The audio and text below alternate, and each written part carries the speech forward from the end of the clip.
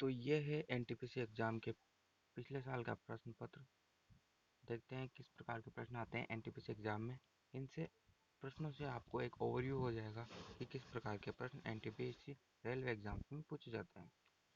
पौधों के लिए सबसे अच्छा उर्वरक कौन है? तो पौधों के लिए सबसे अच्छा उर्वरक होता है कंपोस्ट, इसे वर्मी कंपोस्ट भी बोलते हैं, जो केंचुओं से, गोबर से और कच्ची सामग्री से ऑर्गेनिक तरीके से फार्मिंग की जाती है, उसमें ये डाली जाती है। तो पौधों के लिए सबसे अच्छा उर्वरक होता है वर्मी कंपोस्ट, या जिसे हम कंपोस्ट बोलते हैं।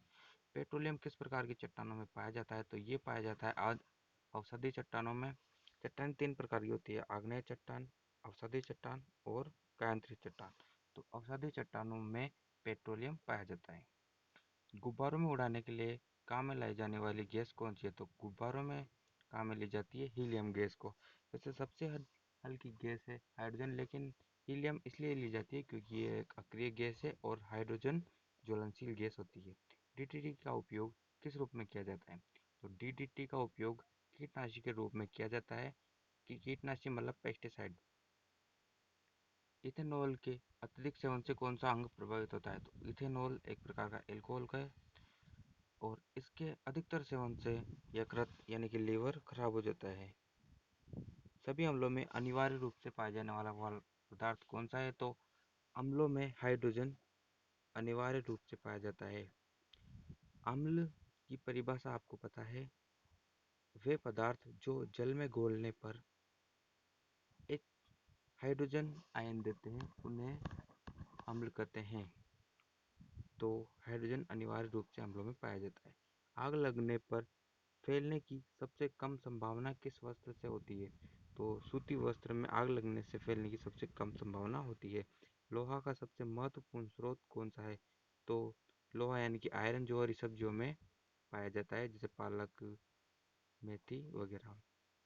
गैसोलीन को किसके साथ मिश्रण करके गैसोहोल बनाया जाता है? तो इथाइल एल्कोहल के साथ गैसोलीन को जब मिश्रण किया जाता है तो गैसोहोल बनता है। तत्कालीन ऊर्जा शक्ति धावकों के लिए कौन सा पदार्थ दिया जाता है? तो ग्लूकोज से एनसी तत्कालिक ऊर्जा प्राप्त की जाती है। मानव जाति के लिए ओजोन परत क्यों महत्वपूर्ण है? जो ओजोन परत है वो सूर्य से आने वाली पराबैंगनी किरणों को रोकती है, इसलिए वो मानव जाति के लिए बहुत ही महत्वपूर्ण है। आंत्र ज्वर जिसे टाइफाइड बोलते हैं वो सामान्यतः उपयोग की जानलेवा औषधि है। तो इसकी औषधि है क्लोरोमाइसिटिन। तो क्लोरोमाइसिटिन इसकी औषधि है। गैस की लौ की सबसे गर्म हिस्से को क्या कहते हैं? तो इसे ज्योतिहीन क्षेत्र कहते हैं। इसे हम बोलते हैं ज्योतिहीन क्षेत्र। सोने का शुद्ध रूप कितने कैरेट का है? तो सोने का शुद्ध रूप को हम बोलते हैं 24 कैरेट गोल्ड।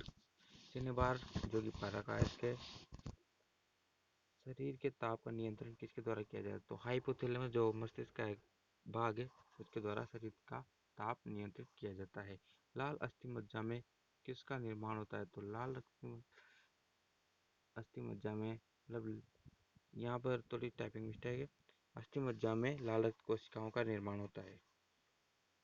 कशेरुकी की दंड में कितनी हड्डियां होती है? तो रीढ़ की हड्डी जिसे हम बोलते हैं उसमें कुल 33 हड्डियां होती है। बीसीजी का पूरा नाम क्या है? तो बेसिलस कैलमेटे-ग्यूरिन बीसीजी का पूरा नाम है। बीसीजी ये एक प्रकार का टीका है